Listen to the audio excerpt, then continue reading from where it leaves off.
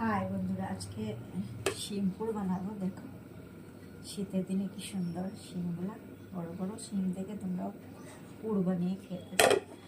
শিমের ভিতরে এগুলো রেড করে দিয়ে দেবো আলু, আদা, কাঁচামরিচ, এগুলো ধনিয়া পাতা সব রেড করে এর ভিতরে দিয়ে দেবো পুর। তাহলে দেখো তোমরা কীভাবে বানাই। আর সাথে আমি দেখো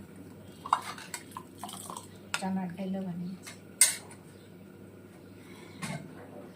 তাহলে তোমরা দেখতে থাকো আমি কীভাবে বানাই। ঠিক আছে, হাই। দেখো বন্ধুরা, শিমপুর তোমরাও বানিয়ে খাও গড়ে। শিমপুর আলু আর ধনিয়া পাতা এসব মিক্স করে এটার ভিতরে পুর দিয়ে বানিয়ে খাও। আলু আর আধা কুচি কুচি করে। হ্যালো বন্ধুরা, দেখো শিমপুর তোমরাও বানিয়ে খাও। এটার ভিতরে পুর দিয়ে দিবে আদা কুচি করে আর কাঁচামরিচ আর আলু, আর সাথে একটু ধনিয়া পাতা দিলে ও ভেরি টেস্ট হবে। বানিয়ে খাও। সাথে ডাল, চানার ডাল, আমি সাথে চানার ডালও